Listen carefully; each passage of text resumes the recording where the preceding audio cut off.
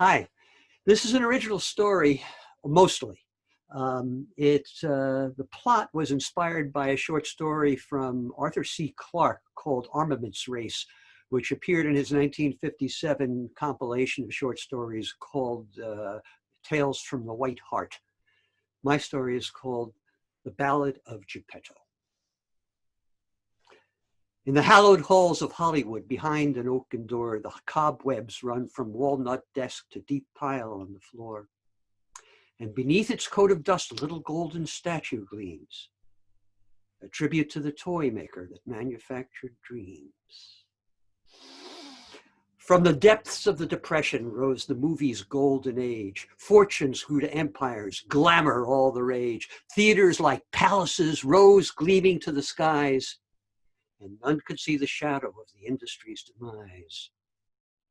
But the 70s saw the cinema rolling headlong to a fall, what with TV, cable, satellites, and VCRs and all. And the moguls there convened in Global Studios conference rooms, sought ways in desperation to forestall impending doom. But one stood forth from all the rest and laughed where others frowned. A plan to turn the whole damn industry around. A science fiction epic, our fortunes to restore. The kind of picture folks say they just don't make anymore. Man will pack it full of romance and adventure through and through. Heroes, villains, heroines, and comic robots too. Fast-paced action, space armadas sweep across the screen, and special effects the likes of which no one has ever seen. And so was conceived the science fiction epic Worlds at War. Sam Fowler was producer. William Rogers did the score. No big names amongst the cast, though they were competent enough.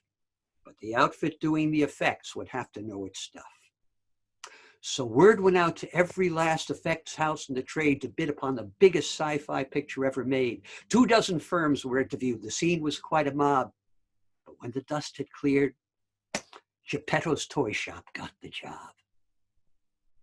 We all stayed late at work that afternoon we got the news. At last, this was the payoff for those years of paying dues. And with beakers of the Chemlag's most exotic ethanol, we all drank to Geppetto, the man behind it all. Joseph Petrie was his real name. And since he was a kid, building gadgets was his passion, was mostly what he did. From erector sets to model planes to electronic toys, you wanted something built? Joe Petrie was your boy. He had ways about machinery that seemed almost organic. He seemed to be part engineer, part artist, part mechanic. Creative spirit drove him more than eating, wealth, or sex. Who more likely as a man to end up working in effects? He cut his teeth with Disney, worked with Roddenberry too, and founded his own firm when his apprentice years were through. Computer graphics, animation, pyrotechnics, and the rest, he was master of them all. But he liked building gadgets best. His staff were artists, techies, computer nerds, and gnomes, outcasts in the outside world. With him, we'd found our homes. A more outlandish looking bunch you'd never hoped to see. But none of us looked any further off the wall than he. That visage, looking like some corpse uncovered from its tomb, seemed somehow out of place in Global Studios' conference room. The message had come hand-delivered, summoning him there to meet with Samuel Fowler, Global Studios' reigning heir. Sam Fowler surely looked the part, the movie mogul's best. Open shirt showed golden spoon and hair upon his chest, skin of bronze and silver locks in perfect coif and trim. Took instant dislike to Geppetto, and he in turn to him.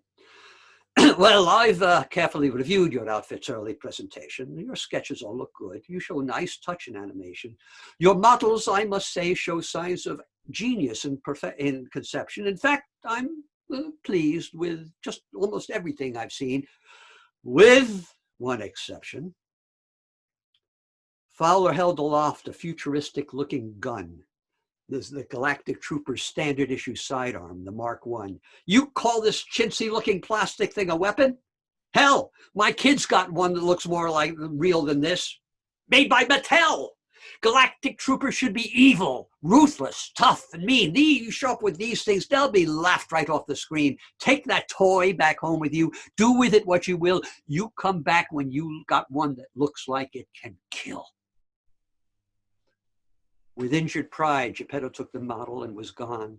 Retreated to the workshop and did not emerge till dawn. Displayed his new creation to our awestruck gaze. If looks could kill, this thing was worth a squad of Green Berets. It had blast ports, it had flame shrouds, it had telescopic sights, it had a panel on the shoulder stock with dials and flashing lights, and a muzzle big enough to drive a freight train through.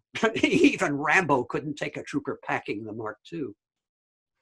But that itself caused problems, which led Fowler to demand, well, what about our hero and his valiant rebel band? Why, they'd be cut to ribbons facing armaments like these. We need a stronger weapon for the rebels, if you please. So it's back home to the workshop, and to the lab goes he, and some 30 hours later, he emerges with Mark III. This one threw a beam of light in several different hues. Or was that the Mark VII?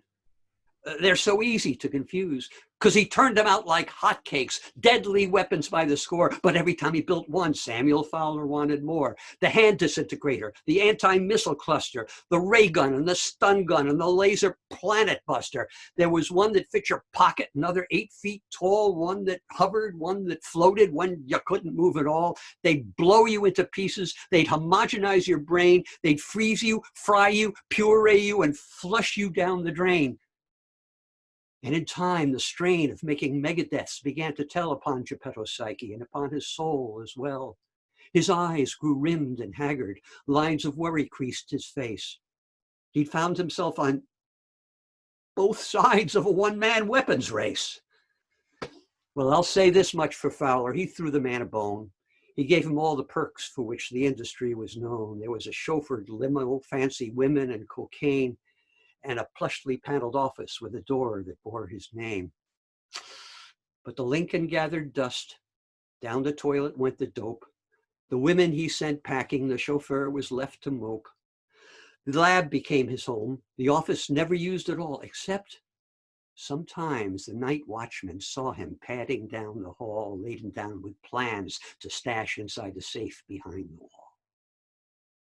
And as months went by, the pressure grew and climbed into the red. And as production neared completion, it all came to a head.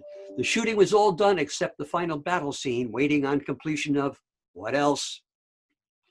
The Mark XIII. The Mark XIII was supposed to be the Empire's final blow, the weapon placed in orbit to destroy the world below. And though Fowler screamed and ranted, all we could do is fret. This was Geppetto's masterpiece, and it wasn't ready yet. He'd locked himself inside the lab, let no one else come in, and through the door came pungent smells and one unholy din of hammering, sawing, grinding, clanking, clatter, and calamity, cursing, muttering, moaning, mewling, patter, and profanity. And when at last he let us in, the project 3 weeks late, we beheld before our eyes a massive wooden crate. No matter what was in it, of one thing there was no doubt. We'd have to take the lab apart to get that sucker out. We took chainsaws to the walls, and with levers, ropes, and luck, we maneuvered the behemoth on a giant flatbed truck. It overhung the bed both sides, squashed the tires down, and in low, we ponderously rolled to Global's lot across town. With derricks, cranes, and forklifts, we started to unload. Fowler came to supervise. I thought he would explode, and whether he was any help is open to debate. But we finally got the thing in place and opened up the crate.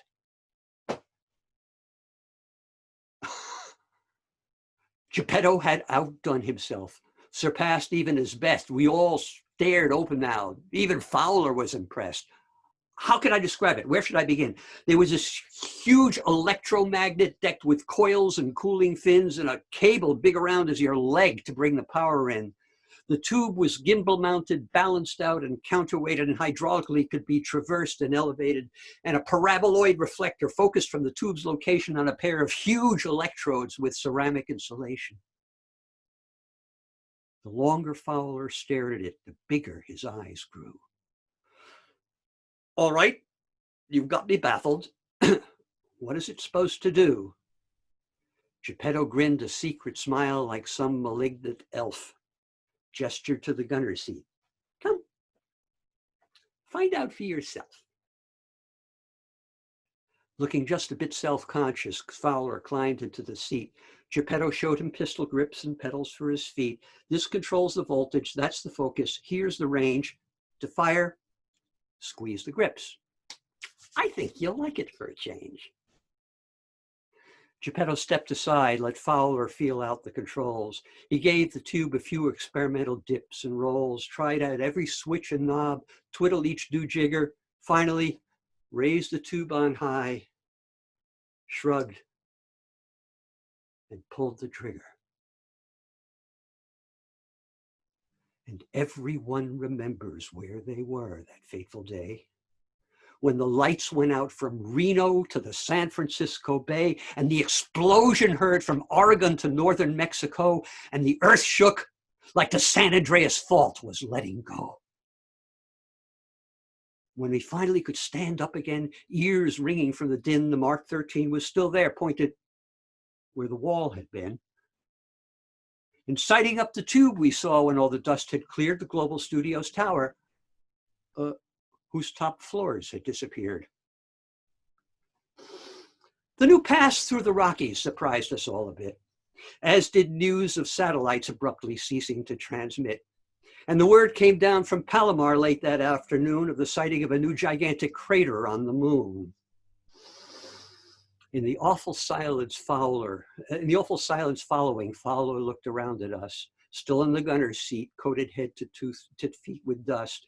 One quarter of his mouth twitched in spasmodic little jerks, whispered softly, Jesus Christ, the damn thing really works. Not 2 hours later came the men in suits of gray, showed badges to Geppetto and escorted him away.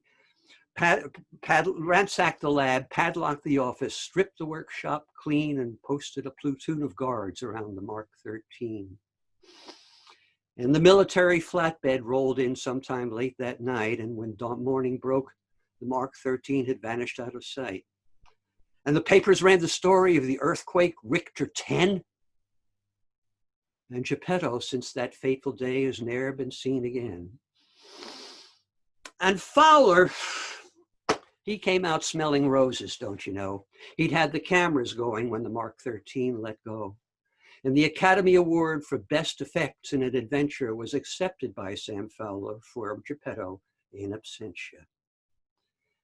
And in the hallowed halls of Hollywood, behind a padlocked door, the cobwebs run from walnut desk to deep pile on the floor. And despite its coat of dust, the Oscar's golden gleam shines through, a tribute to Geppetto and the day his dreams came true.